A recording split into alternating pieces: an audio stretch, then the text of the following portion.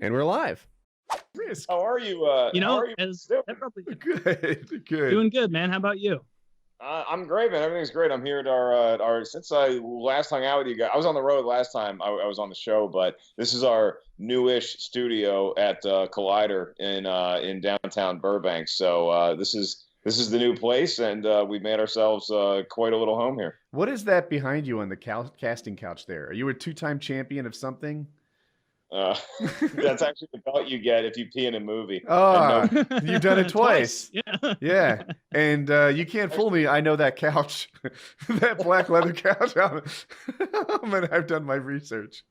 That's right. These belts are the movie trivia schmodown. These are the championship for the tag team belts. So we do this huge movie trivia show every Friday.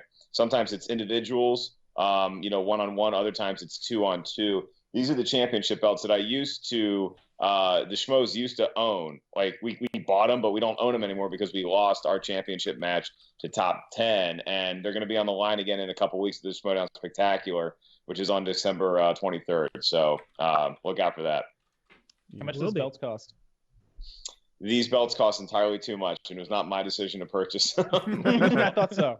We bought these little belts because like I'm not a huge wrestling fan. I didn't grow up watching wrestling, but Christian, my partner in Schmoes, he loves wrestling, and we ordered these belts that were like they were like $30-$35, and they looked okay online. But when they arrived, they were so tiny. They're like, the belt buckle was about as big as a cell phone, and that just isn't going to cut it. Like, the fans were laughing at us and stuff online. So he went ape shit, and he got like $130 belts, which those are. Two of them. So it cost the company a pretty penny, but I think it was worth it because they really do look good. Like when I owned it, I was like, I'm somebody just because I have. Yeah. Like, I understand Texas now because they walk around with their huge belt buckles, and I'm like, you know what? That does make you feel like you belong somewhere. It does. And it's good business sense. Got to spend money to make money. That's right. Yeah, I'm not sure every business should spend their money on belts, but for ours, it ended up paying off okay. I had a substitute teacher in high school, and he was a huge wrestling fan, and he had a mullet, and we all thought that was just hilarious. And we acted like we thought it was real cool. We were always like, yeah, tell us about this and tell us about that, because he was always going on about, because he traveled around and went to the events. And one day he let it slip that he had a championship belt. And I was like, oh, yeah, you should wear that next time. You should bring that in.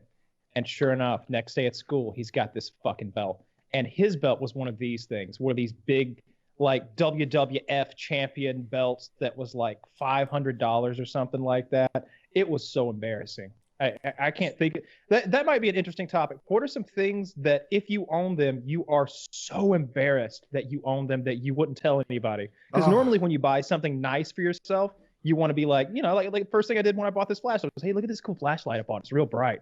But what are some things that you have bought for yourself or maybe have been bought for you that you don't want people to know about? The most embarrassing thing I've ever heard of was this helmet, something you might keep for ages from Game of Thrones, or no, Lord of the Rings. And little brother. I was about to say that. The only thing I could think of was something that I was bragging about a couple episodes ago that I thought was dope. When I was 15 or 16, I guess I was 16, I got for my birthday or Christmas or something, a full, gigantic, life-size, like made of metal cast Witch King helmet. It's huge. The Witch King of Agmar? The Witch King of Agmar. It was so heavy that it was uncomfortable to wear. And then my younger brother got into it when I was in college and fucked it up and ruined it. But that's something that I wouldn't. I tell you guys, but I would never bring that up in female company. That's not my girlfriend, because she kind of thinks it's neat too. Which is probably why we're together. It's kind of interesting because like it always seems to be some sort of like niche thing. It's never like something you need to survive. It's always like, hey, I'm super into this thing. And people who don't get it just simply aren't going to get it. First of all, I would love to see a percentage on how many substitute teachers would consider themselves huge fans of professional wrestling. 85%. You think those are very close Venn diagrams, like a lot of middle space there? I guess the closest purchase to what you're talking about, because we're basically talking about the purchase equivalent of when you're driving in a car by yourself and you're singing like the B-52's Love Shack at the top of your lungs, and like you have to roll the windows up so you don't want people to know it's you singing. But I was going to drop about $300 on eBay for a pair of vintage, which were not vintage, Eddie Van Halen replica Converse shoes. Because before they started marketing them themselves, you couldn't find them anywhere, and I lost it. I had the $300 there, and somebody outbid me at the last second. The other thing I got is I was a huge sports cards fan growing up. And now if you go on eBay, like, it's ridiculous how affordable those unopened packs of cards from my youth were, like 86 Donruss, 89 Upper Deck. I order wax boxes of these things, and I give them out as gifts at Christmas. Really? They've lost all their value? They haven't lost all their value because there's always the chance, like 89 Fleer, you might get the Bill Ripken, fuckface card. But people just don't care about them anymore because the market got so oversaturated, and in the late 90s every card was some sort of like hologram foil indented piece of crap, and it didn't warrant the same collector's interest anymore, and that just the bottom fell out of that thing entirely. Dude, so I've got a little story about that. When I was 15 or 16, I got totally into like buying those baseball cards, like as an investment. I thought I was some sort of wheeler dealer. Yeah. And my father was doing a parallel thing, but with real estate. Anyway, I did well. And when I was 17, I made enough money to buy my first motorcycle by just liquidating my baseball card collection. That is the most discipline I've ever heard, because I've heard that tale often, and it usually ends with how mine ends, which is like I convinced my parents to let me have like $200 or something to invest in unopened Magic the Gathering cards, and I still have them unopened in my closet back at my mom's place in Virginia. Wait, what edition are they? Yeah. The Magic, I love talking to you guys. The Magic 3rd edition revised box, on eBay it fetches around $3,000 to $3,500. $3,000 to $3,500. So I'm a real novice here, but is there a possibility that it has one of those Black Lotus cards in there that's worth $15,000? No, that's not 3rd edition revised, I don't think.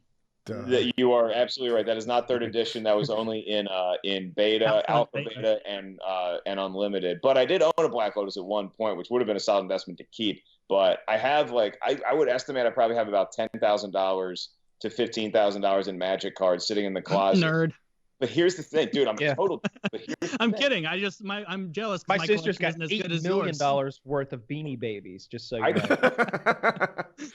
we're gonna cash them in one day. I have to do our podcast in a little bit. I will just let that thing sit by the wayside if we're talking dual lands for the next 3 hours. We'll talk about the hardest thing with Magic. Oh, no, go ahead. No, I was just going to say the question with any investment like that is when do you sell? Because I actually do want to sell them now, and I want to hold out to see if the value keeps going up, because eventually it's just going to, because nobody plays with those cards anymore. They're just collector's items now. Like, players have moved on to the more recent decks, and that's what the tournaments are doing. So it really is a tough question. Like, how long do I hold on to this before it's just not going to be as valuable anymore? Yeah, and if you have to go into Magic for a bit, like I have a friend who's a fanatic. Like, I have a lot of cards and I really like Magic, but he is dyed in the wool. Like, he has the whole Power 9, all of it. He loves it. And it gets to the point where it's like, if you want to play Legacy, which is like all the cards brought together from the entire so it's not standard, which is what Mark was referring to, which is what people do now competitively, which is you just get the last bit of the cards they made, the last couple sets. With Legacy, you have every card ever printed, which is basically pay to win. Because if I play against him with my bullshit Legacy deck with what I can make, he has so much powerful shit that it's like, well, God damn it. Like, playing these games, it's not even fun for me, like getting to use my little like token cards before they just get obliterated. Like, it's Magic. It almost is better in standard or in modern, I guess. I started moving to modern a bit more. Extended, I think, is what they used to call it. It was called extended when I played it more. I think it's the same thing. But yeah, Magic would be another one. I'm glad you brought it up, because that would have been my number 2 thing of things I don't bring up that I've spent a lot of money on. Magic and Lord of the Rings stuff. I've been on this podcast for about 10 minutes, and we already brought up pro wrestling and Magic the Gathering. Hello, ladies. Well, all 11 of our female viewers are out there. I'm sure they skipped past this point. Oh, they love this shit. We have a very select group of female fans. They're rubbing one out to this kind of talk. They hear WWE, and that's all they need. Dude, WWE, I was almost like, my first instinct with WWE is to lash out because I'm not into it and be like, oh, that's stupid for kids. And then I realized, like, if somebody on the street comes up to me and thinks like, hey, do you think Radagast should have been mentioned a little more in the original Lord of the Rings series? I'd be like, dude, you can't fucking imagine how much I'm on the same page as you. like, and then I would talk to them about that. And the whole time in my head, I'm like, this is reasonable. This is what adults and people do. But it's weird in my head to watch a couple of adult actors, which is what they are, jacked athletic actors doing what they're doing. So I don't know. It's just something I never got into. What pulled you into it, Mark? Check out my analytics. I just put them in the Skype call. In terms of time watched, females make up 1.4%. They are literally the 1% on this channel. Well, at least 0.4 out of that one is lying. So 1% for sure. Yeah, you're right. Did you know that 1% of our audience controls 90% of the sex? Or more. No. It totally is. I mean, if we're going back to the substitute teacher pro wrestling Venn diagram, there is definitely some sort of overlap, which, by the way, the substitute teacher who loves pro wrestling has tried stand-up. He just wants them to laugh at someone else for a change. He wants people to laugh with him, not at him, just for once. Yeah. Just for once. He just kept bombing, so he needed an audience of 10-year-olds he can tell to shut the hell up. Kyle, that story, honestly, it made me feel sad to think of this poor fucking guy who thought that, like, hey, these kids, I'm making a connection. You know, I'm a teacher now. They like me. They care about me. Hey, they're taking interest in something I like. I know that my interest is a little bit infantile and childlike, but I work with children, so of course they'll be drawn to it. Oh, they want me to bring my belt in. This is great. It'll finally give me a chance to connect with Kyle, the little gay boy that sits in the back.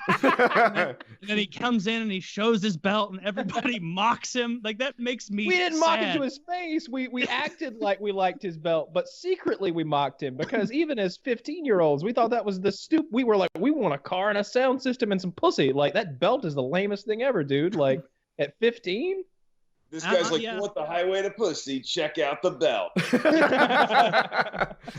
Given like those crazy, like, I'm 33 and these are all 15-year-olds, so they'll believe anything. Like, yeah, threesomes every weekend. They all love wrestling. You know? Yeah, there was definitely a turning point there where we were sort of becoming young adults, and our substitute teachers were adults, but we were sort of on an even playing field. It almost seemed like emotionally at times, and some of those substitute teachers really had a hard time. I still feel bad for some. There was one guy who was like morbidly obese. His name was Dewey, and we didn't make fun of Dewey's weight to his face, but we sort of asked him what it was he was eating, and instead of mocking that, we were like, "Wow, that sounds tasty. What else do you eat?" You know, just to sort of figure out what this guy was eating. And he was like, oh, I'll tell you what the best is. You go to Wendy's and you get the triple, but you ask for extra bacon. They normally don't want to put bacon on the triple because they got to put three different layers of it. But they will if you make a fuss. They'll do it. And we're just like, yeah. 3/4 pound of beef plus the bacon and cheese. Yeah. That sounds like a good idea. Yeah. Can you repeat that slowly? Go make a scene at Wendy's about not enough bacon. Like, what okay, that guy's asking for it, though. You can't ask a morbidly obese guy, what are you eating now? And then he goes on a fun little traipse down Wendy's Road about all the things he loves. He really lacks foresight, right? Like, if he doesn't see that add extra bacon to a triple is going to get him mocked, then... I've never seen never mocked him and thought there's not enough bacon not to his face. Right, not to his face, because that's cruel. But you know, in the background, after the Baconator, which was also a Wendy's product, like... You just never know with people like that how much they love bacon, and Wendy's hamburgers. They might just be like, you know what? I'm going to put together a PowerPoint with more bacon on there. We're going to come up with a cool name, and now we have the Baconator, which is celebrated all over the world as far as I'm concerned. Yeah. Celebrated.